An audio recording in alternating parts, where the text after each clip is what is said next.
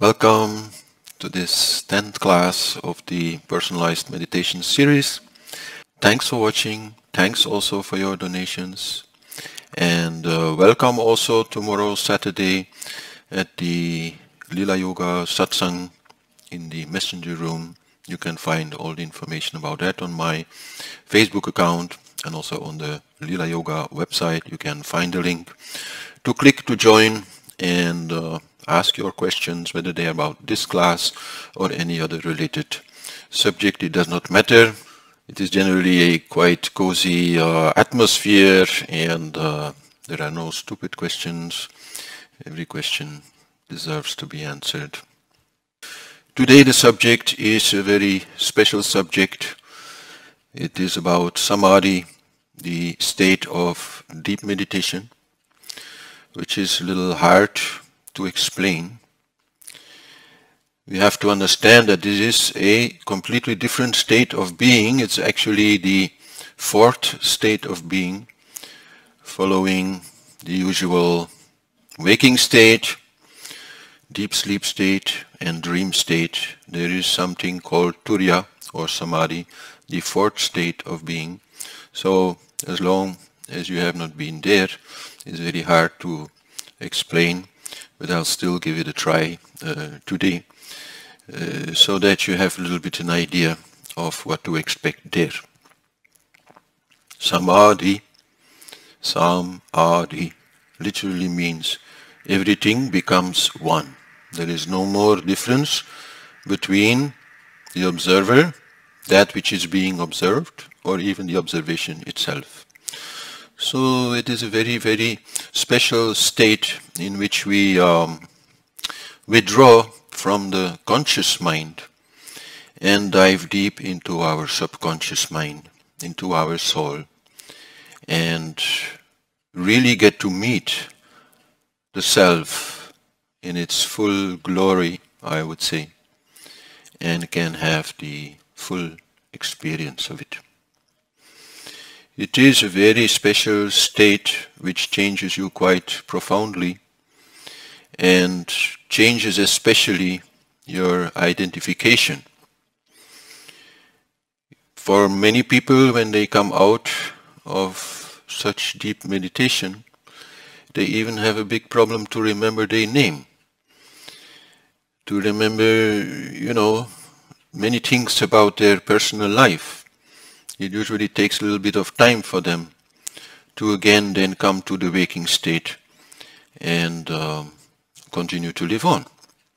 So it is a very special thing in which many things happen, both I would say on that subconscious level, but also very much on the physical level, because at that moment the body comes into a state of trance, of stasis, and in the real deep stages of Samadhi, then we see even that breath will stop, heartbeat will stop, the body will cool down. So it is like a kind of a hibernation, you could say, that we as humans also are able to attain. It is very difficult to talk about it, as I said, as long as you don't have the experience. And some of you, I'm sure, have some experience, some beginning, some taste of Samadhi. But the real thing is quite rare, so we also have to accept that. It is quite rare and it does require a certain effort. It is difficult to talk about it because, yes, there we are totally beyond thought. We are beyond words, beyond language, so then what is there to talk about? It's very hard. And the person coming out of Samadhi will also generally not so much desire to talk about it, precisely because he will have achieved a very deep understanding of the totally wordless nature of his experience and how futile and inadequate words really are to describe what happens in deep meditation. So another thing that makes this story a little bit difficult is that Samadhi is not something we can do. In Samadhi, there is no doership. Samadhi is something for which we can only create the conditions, but from that moment onwards we have to surrender and let it happen. And that is the most difficult thing for us, to give up our controlling nature and just continue our focus on our object of meditation without trying to do anything and hoping that deep meditation might then happen. But if I say there is no way to do this, it is also not entirely true, because I have known some people, I've been lucky to know some people who could sort of do it. Like Hari Johari, my first teacher. He could say, well, let me go into meditation and wait 10-15 minutes, and then you can check my heartbeat and you can check my breath with the mirror, under the nose. And we could do that and we found nothing. So his pulse, nothing. So he would be in that state in a relatively short amount of time, but still at that moment that was not something he was doing. He was only very good at creating the conditions required, at being totally still and at allowing it to happen. And probably also his vehicle, his object of meditation, which is the vehicle which takes you into deep meditation, must have been for him very strong and powerful, so that only a limited use of it was enough to bring him there. But so for most people it will take more time. You're already quite lucky if you can say, okay, I have 2 hours, I have 3 hours to meditate. Probably Samadhi will come, we'll see, we don't know, we're not sure, it's not a guarantee, but we have a good chance to attain it. That is already quite an advanced state. Yeah?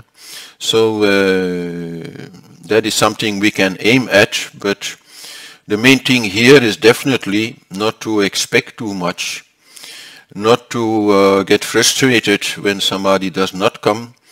I do get some questions of people who are clearly very frustrated about this subject, and then I have to say, well, you're just too much focused on it. It's like a person with sleeping problems. If they lie in bed waiting for sleep to come, and the minute some little sleepiness comes, they think, oh, there it is, So then it won't come, because they are too much watching out for it. So that is also true with Samadhi. It has to happen.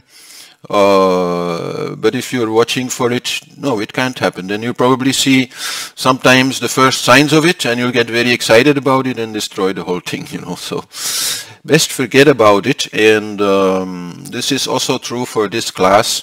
It's good to listen to this class one time, but don't repeat it. I mean, I see, and I'm very happy with that, in the statistics of the YouTube videos, that many people actually seem to watch the class 2 times. The average is 1.8 times, which was quite astonishing, but very good, to repeat the teachings, to listen twice. It's very good to actually absorb all that information, to work with it, to think about it, to, really make it yours. But in the case of this class on Samadhi, I suggest not to do that. Just once is enough, so that whatever information is there, it will be available to you whenever needed. Somehow in your memory it will be there. And then when you have some experiences which relate to it, it will also come out and it will also be clear. Because then you will be, having the experience yourself, while now we are just really talking about something most of you have not yet experienced.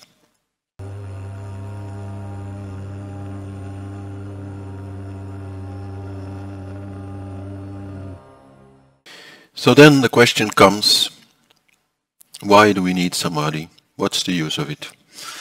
It feels to me almost like a kind of heresy to ask the question, but still, we like to know, what's the use of things that we might work for it?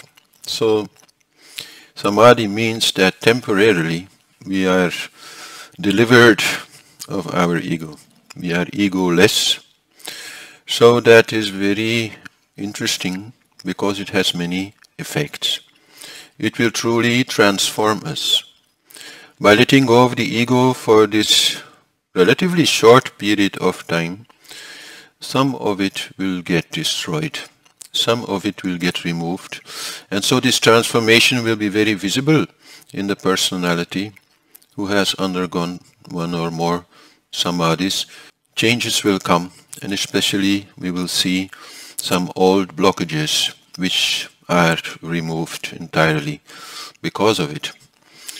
It can be anything. Maybe a person has a fear of heights, and then this fear suddenly disappears. I myself had the experience regarding guitar playing. I've been playing guitar since about age 15, but I wasn't very talented at it, and I couldn't really hear the chords myself.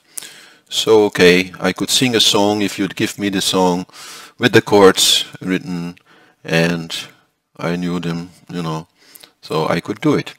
But to find out what the chords are for a certain piece of music, for me it was impossible, until one day I came out of meditation, and I came out actually with a song which is called Nevermind. You can find it on my YouTube account. It's a song about the purpose and process of yoga. And so not only did I come out with this song, immediately I could take my guitar and find the chords needed to accompany the melody of the song that I had in my mind. So and since that time I can take any song, and you give me a little while and I'll be able to find the chords needed. That's also what led to the bhajans evenings, where we then started singing all these songs with the chords that I found myself quite easily then. So this was a change from one day to the other. Something I couldn't do before, suddenly I could do it. So something in my brain, somehow, it changed. So that is all very good. I would say the main advantage of gaining samadhi is that your self-identification will increase. The many identifications of the ego, they will still be there, but they will be less, and the ego itself will more and more identify with its essence, which is the self. So that will bring so many changes in life, in how you live, in your habits, in what you do, in what you want, in what you desire. So that is, I would say, the main purpose of samadhi. Samadhi will also strongly increase your heart connection, which basically means it will increase your own connection to the self, your ability to very easily, from memory, I would say, go to the feeling of the self, go to the pure consciousness and live from there. And in that way also increase your heart connection with others. Actually that goes together. Once your own heart connection is steady, then also very easily you can connect to others, and in that way more experience in the reality of your feeling the union that is yoga. So it actually brings about the most essential objective of yoga, which is to be able to be happy, independent of what happens. You then have this ability to find very easily that feeling, and from that feeling feel good, whatever happens. So it works differently on different people. After my first samadhi, I couldn't take anything serious for several days. My sister, who was accompanying me on this trip, she actually thought something was terribly wrong with me. But actually everything was terribly good. And then only after a while this effect a little bit went down. But it definitely brought a change in my personality. The first one is really also very, very important. Samadhi may also lead to the development of siddhi, of special powers. We will talk a little more about it. Although that is not its true objective, it still can happen. So then the question is what to do about it. And ultimately samadhi is the way towards enlightenment. If that is your objective, then samadhi is bringing you there. And whatever experience you then have there brings you back to life, brings you back to yama and niyama, the things to do, the things not to do, to avoid, and all that will become so much easier then after having your samadhi experience. So we always have to understand that whatever we try to achieve in meditation also has its counterpart always in life, where somehow then whatever we have achieved must be manifested, must be bringing changes that promote further change. Transformation is a process, and so samadhi is just an accelerator of this process, and in that way very interesting, but it's still part of a total process.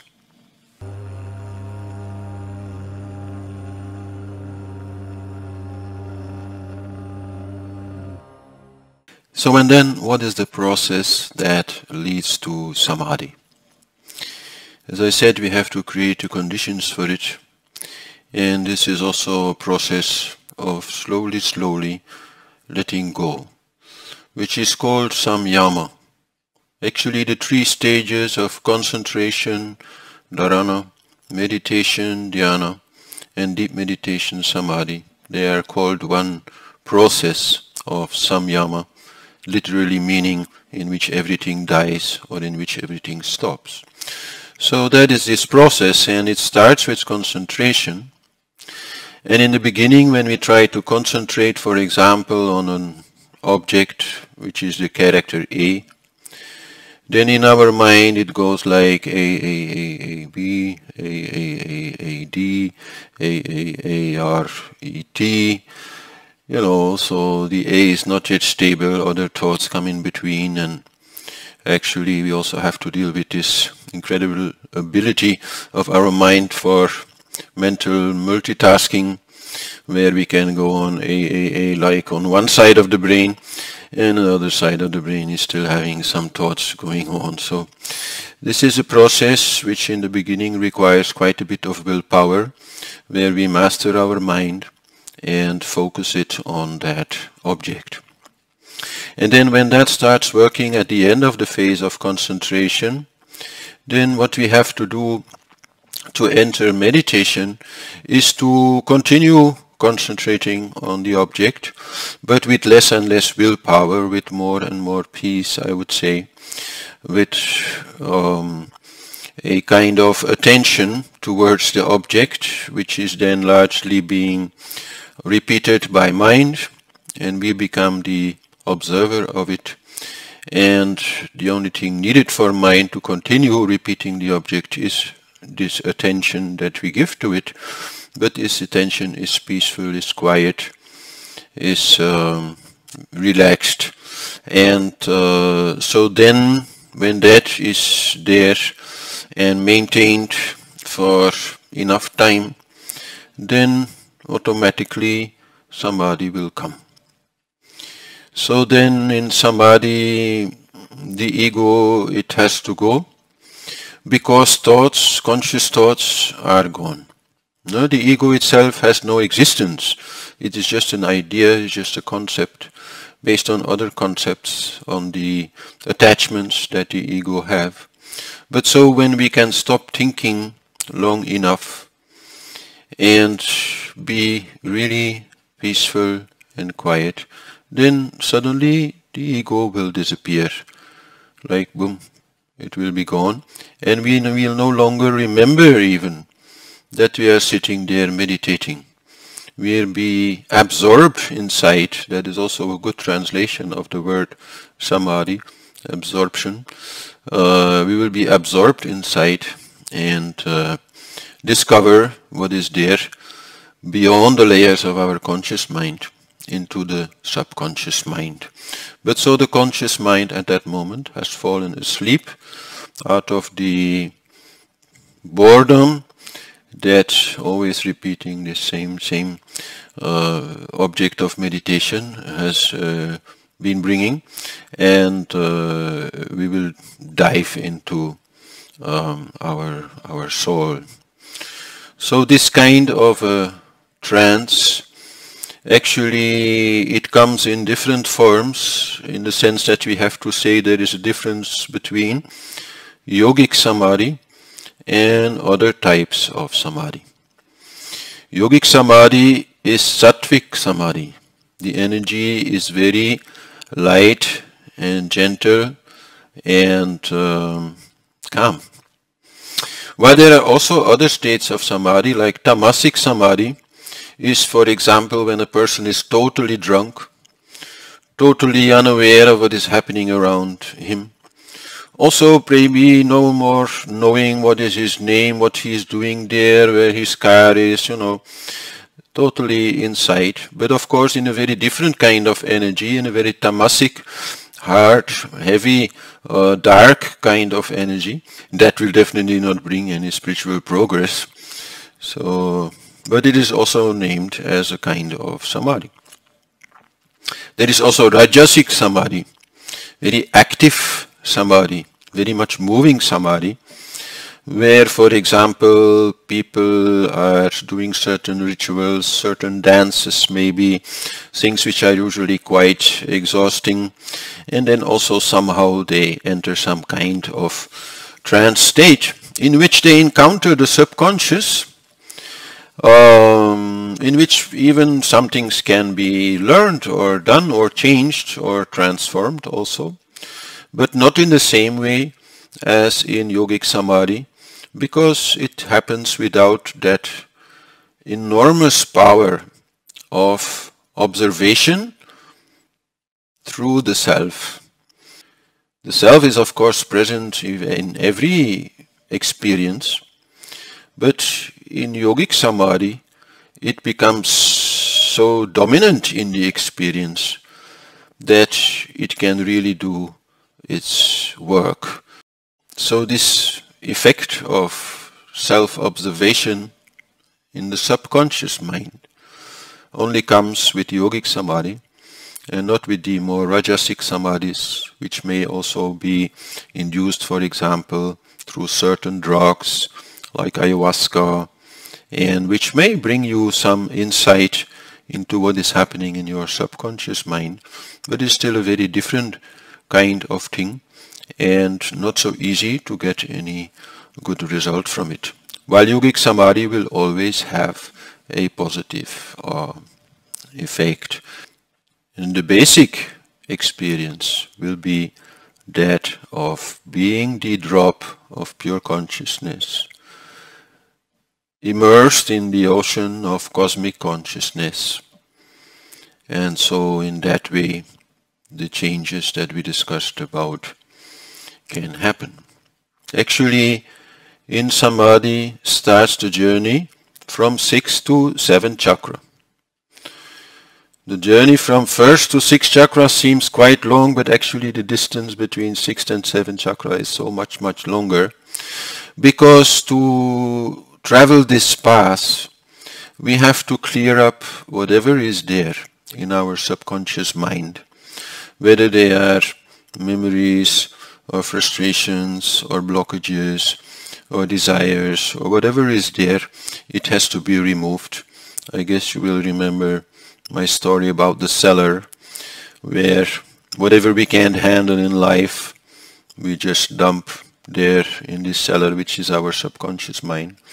So the process of samadhi really is to clear out this cellar, to recycle whatever is there, to get rid of it, and you have then truly a clean house. So that is the process that brings us then to 7th chakra and ultimately to enlightenment. So how to create the conditions for samadhi, not how to do samadhi, but how to create the conditions for samadhi.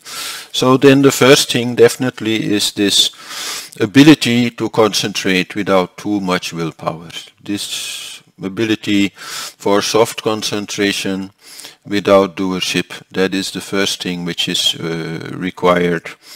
And that also involves a certain kind of trust in the process, a certain very deep relaxation towards whatever is happening and whatever can happen, because you are giving up control. So you have then to trust that whatever happens will be good for you. Otherwise, how can you let go of control? So that is a little bit a matter of experience, but also a matter of faith in the entire story of yoga, into the people who have gone before you in that process and of what they have attained. So to study the lives of the great saints, to see what kind of people then they became, that is all very good, to give you that trust, to give you that confidence, to let go of doership and to just patiently wait for this deep meditation to happen. So that is the first thing. The second thing is that you do need to desire it. Nothing happens without desiring it. Desire is your power, desire is your Shakti, desire is your energy to do anything. So it is a little bit funny actually that if we desire enlightenment, that actually we desire to be desireless. But that's how it works. You cannot even desire to be desireless without desire. So also here, this desire must be there. Not as I explained so much I focus on, oh, I want to attain Samadhi today, but a desire still to go on this path and to do whatever is needed, that must be there. The third thing I would say is that some level of peace in your life is also required. If there's just still too much unrest in your life, I am not saying it is impossible, because it is not, to get into Samadhi, but it will make it a lot more difficult. So in this whole process also to bring some changes in your life, to get rid of some things which are not needed and which are unnecessarily causing you trouble, this is also part of the process. The fourth element, and we'll talk about it more in next class, is to get some help there from the spiritual world, because where you are going truly is the spiritual world. So if you can get some help from there, that may also make it more easy to attain deep meditation. But so we'll talk about that subject, which is quite a difficult subject, in next class. And then the fifth requirement regards the quality of the object of meditation that you are using. We have been talking about this before. Saguna, Nirguna. The ultimate reality is Nirguna, which means it is without form. But to reach there, we need some form. We need Saguna. We need some mantra. We need some image. We need something for mind to hold on to. We need a vehicle. And so you can have a vehicle with a lot of horsepower, or you can have a vehicle with less horsepower. The choice is to you. But we have to understand that our rationality may stand in the way here of using some tools which are really very powerful in this process, like we discussed in last class, for example, on mantra meditation. So I'm not saying that focusing on the pure formula self cannot bring you there, or on anything related. No, the jhanis, they have proven that it can be done, but it is more difficult. That, from my own experience anyhow, I would say. And then the sixth requirement is that sufficient ojas is present in the body. This is a little bit a different subject, but in any case, to be able to stay in Samadhi for a longer time, to be able to really go into a very deep phase of Samadhi, where literally breath stops, then enough ojas must be there, or the lack of pranic energy in your body will actually stop you from staying in that deep meditation for a long time. Your body will need to breathe, your body will need the prana, because your ojas has been depleted. Ojas, I have explained before, is like a storehouse of pranic energy. So basically we have to make sure that we have enough of it by being healthy, by not spending our energy needlessly, by taking good care of ourselves. Fortunately, there is also something here that we might call beginner's luck. That means that as long as you have not experienced Samadhi, it can actually come more easily. So if you can make the effort and attain a certain level of dhyana, of meditation, then it can actually come quite easily, 1 time, 2 times, 3 times maybe. But then again it will become more difficult. Like in my case, after my first Samadhis, it took about 3 years for me to again be able to attain that state. Because yes, at that moment I knew what I had to expect, so I started to expect it. And whenever Samadhi would, let's say, announce itself, I would be interested. And that then again, makes it impossible for it to come. So that comes, but so the good news is that for anybody who makes a serious effort and has some ability of inner calmness and concentration, Samadhi will come.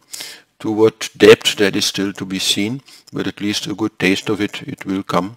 And then that is usually also very much motivating to meditate more, to spend more time to it, to better even prepare yourself and make sure that the conditions in which Samadhi can occur are fulfilled. So, but in the beginning, most people will have some experience of going in and again quite rapidly coming out of this state. And so slowly it can become something real.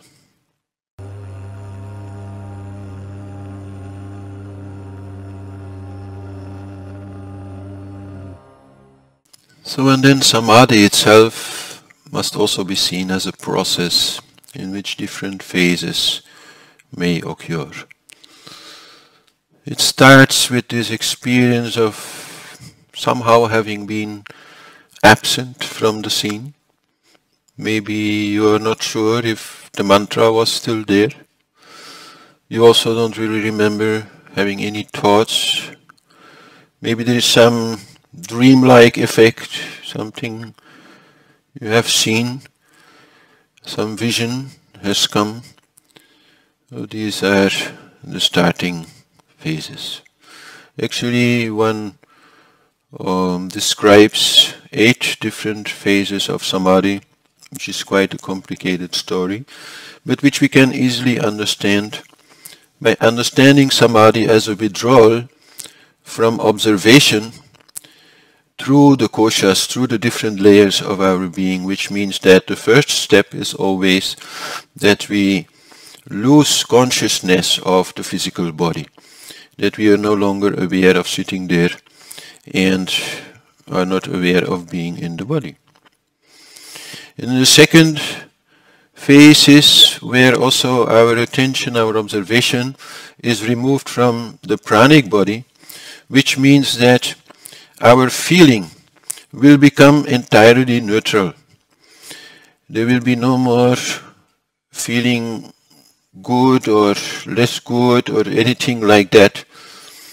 The energy in the pranic field will become totally sattvic and totally neutral, and in that way also, I would say, not asking for any attention. And then we can also withdraw from that and become entirely absorbed in the level of the mind. Of course, at that stage, there's no more thoughts, so our mind is no longer thinking. But still, mental objects can exist in Samadhi. Certain words, certain images, visions, as I said, they can come there. So, in this stage, some things can be seen and can be learned. But ultimately, we also withdraw from that state, going into the subconscious mind, where our experience, our observation becomes one which is purely abstract, where objects no longer have a real form, but are reduced to its essence, to the seed, as it is called. And this is also true for the object of our meditation. As long as the mantra is still going in the mind, then the words of the mantra are there, and we are still in the mental kosha, But once we can remove ourselves from there, then let's say the Ganesha mantra becomes more like the essence of the energy of the Ganesha mantra, or the essence of Ganesha itself in our perception. Until last but not least, we also withdraw from that part and go totally beyond any seed, go totally beyond any object, and enter the kosha of the self, where only Ananda is there as an energy, and pure observation is there as Sat, and pure being is there as Chit, so that we really achieve this famous Sat Chit Ananda stage. And in between the different layers of our being, there are like clouds or voids, places where things are unclear and which we have to pass through using our vehicle to enter into the next phase. So then we move really through these asamprajnat, cloudy experiences, to the samprajnat, where on a different level again our focus is complete and our object is strong, and we can move beyond that seedless state, where we move from sabija with seed to nirbija without seed, and then we truly also are in nirguna, the totally neutral state of the self which is then said to be withdrawn in the corpus callosum, some kind of space in between the two hemispheres, called romantically the cave of the bumblebee, and there can be totally removed from all different layers of our existence, except of course for our pure existence as pure consciousness, as cosmic consciousness. So then the process is reversed, and we again start moving outward through the koshas. And in the subconscious mind, the first thing that we then encounter is called buddhi, the cosmic intellect, where we will have certain insights, not on the level of words, but of knowing, of feeling knowing, about, well, all those things we can read about in the book, about the union of everything and all these things. But we will now then not just know it only intellectually, we will truly experience it and truly know it and take it with us. Then further in this journey outward, we also encounter then whatever is left of personal stuff in our subconscious mind. We may have these memories, these visions, these desires coming up, but observed from the inside by the pure consciousness, by the self, and in that way also these things get removed and get cleaned out slowly. Then we come again into the conscious mind, where these experiences may actually lead to certain thoughts, which then bring us again to full awareness of the body and life around us. So that process is not always easy, this coming out, in the sense that whatever is seen in the subconscious mind might be somewhat disturbing, might bring fear, and there the advice is not to dwell on it. If we dwell on it, if we think, oh, what happened there, this must be something from my past life, I have to do something about it, then we are totally on the wrong path. These things should be ignored. The process of Samadhi will clear them out, by the neutral observation of the self of these things. The moment that we again take it personal and afterwards start thinking a lot about it, we only make it stronger, and then it may actually come back many times. Why usually these things only happen one time or maybe 2-3 times if we can like maintain a distance from it and not get too much involved with it. So then a question that also comes is that people ask me, okay, but if you're in this state of samadhi, how to get out? You know, is there not a risk that you kind of stay there? So no, this risk is not there. Naturally, you will again come out. And for most people, this will be after some minutes or maybe 1 hour or something. But you will naturally come out, and there are examples, of course, of people who have been in samadhi for many days, for even months, but still they come out. So no worry about that, you will come out. The main thing is how to get in, and even that is not something you can do, so worrying anyhow in the whole process is quite useless. So how to know that you have been in samadhi? I mean, we'd like to know, yes. So the main thing I would say is that your perception of time will be different. You will have the feeling of only having meditated maybe for 5 minutes or 10 minutes. But if you look on the clock, you've been sitting there for 1 hour or more. That is a very, very clear indication. The clock proves it, you know, that you have been into samadhi. And the other clear indication, I would say, is the depth of your smile, the bliss that you feel when coming out, and the length that this bliss also stays with you is a good indication. Maybe this bliss will be gone after sleeping. This is quite usual, but it can last for several days or longer even also. So that is also again a clear indication. And then whatever you find has changed inside of you, in terms of, you know, certain fears or addictions or things like that, they may also be a good indication.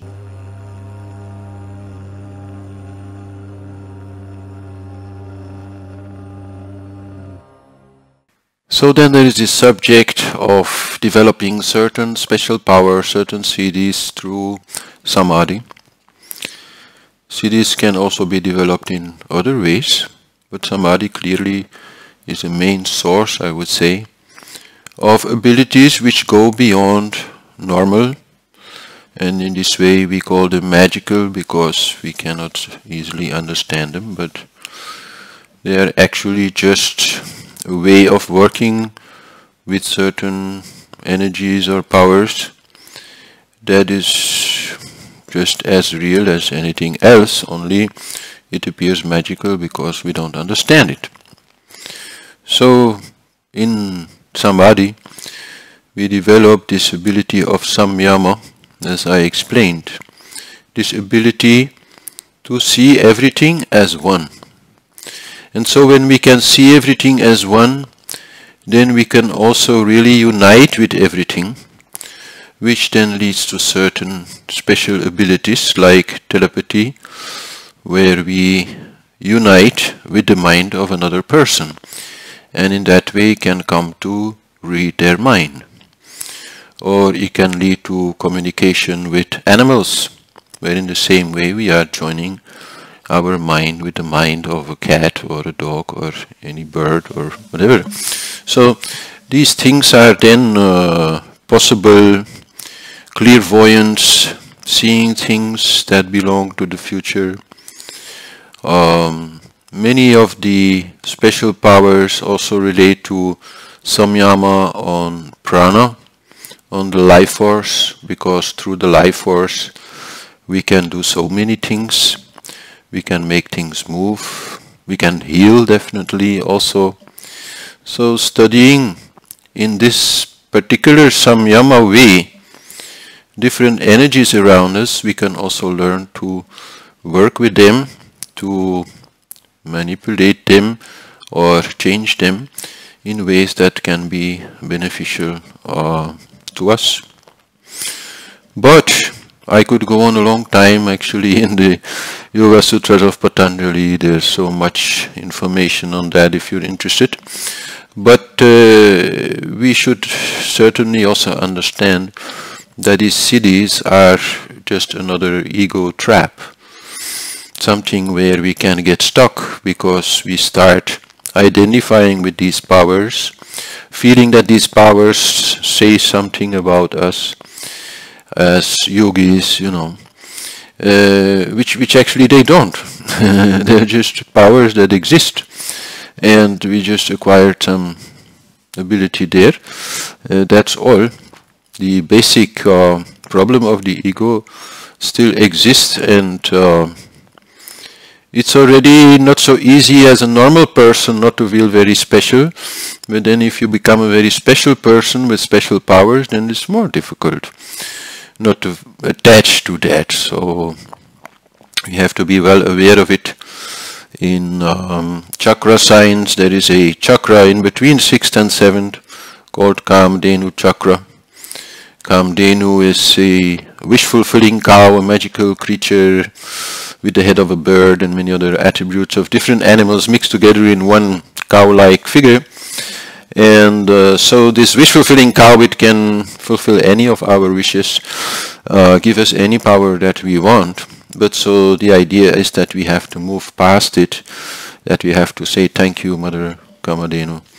I don't want all these things. I only want what is behind you, what is beyond you, and that is then in 7th chakra, the self. So the true samyama is on the self, is on pure consciousness, and that is the aim of Samadhi. And whatever siddhi comes will also be always holding some kind of duty. Like, let's say you have a healing power, then yes, for sure, if there is a need for this healing, then you will have a duty to also get involved with it. And so that will also take some of your time, some of your energy, and divert you from the path. So once you got it, you have no more choice. I think you have to use it, you have to put it at the service of humanity. That is the best way to deal with it without too much ego. But if we can avoid, we can avoid. So that finally the ego can disappear, disintegrate, and something called Sahaja Samadhi can emerge, where the state of total union is also available even outside of meditation. Sahaja Samadhi means like natural Samadhi, where in life the distinction between you and others is simply no longer there, and where some semblance of personality may still remain out of habit, but no real individual person is there, only cosmic consciousness is there. And these people actually, they appear to be here, they appear to be talking, they appear to be involved, but actually they are totally not involved, they are totally in a different place. So that then may lead to true liberation, kaivalya, which then brings moksha, enlightenment, and then actually one has a choice either to just continue life as it is, or to go in the so-called Mahasamadhi, the great Samadhi, where one consciously leaves the body from 7th chakra and never to return. This is something that happened, for example, with Baba Santosh Puri, whom I had the pleasure to know, who was one evening calling everybody, saying bye to everybody, then went into lotus posture, into meditation, and he died, and his whole body became stiff in that posture, which is a great thing actually to happen. And afterwards there was a big celebration of that event. But so that is where ultimately Samadhi can lead us, and we should not lose too much track of that end point. So anyway, whatever I've been saying, don't think too much about it. absorb it and then let it go. And for the rest, just continue your practice. Don't get frustrated, don't give up. Anybody can reach all these things given enough time and effort and desire and all that.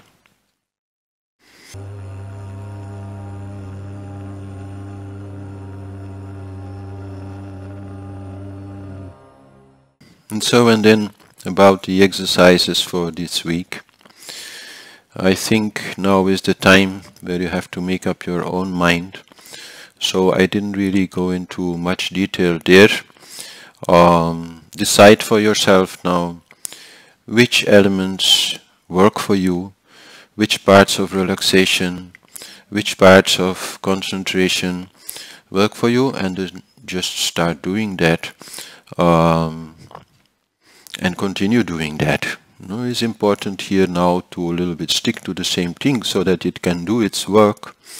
And I do suggest this week, if you can, to find a time to at least once meditate for a longer time. Like if until now you have been meditating for half an hour or 1 hour every day, then I suggest on one day you make it 1 hour, 2 hours, 3 hours if you can, so that you can have a little bit more of an experience. And doing this a little bit regularly is going to be very helpful in developing your skills, because by giving it a chance for a longer period of time, you will reach a little bit a different level. And so then even if you have a shorter period of time, you will be able to more fast go to that level of, calmly meditating on something. So that also that half hour that you have will become more valuable because of it. But for the rest, see you tomorrow on the Q&A satsang with your questions about this and any other related subject. And thanks for watching. Thanks also for your donations, which are needed. And see you tomorrow. Ram Ram.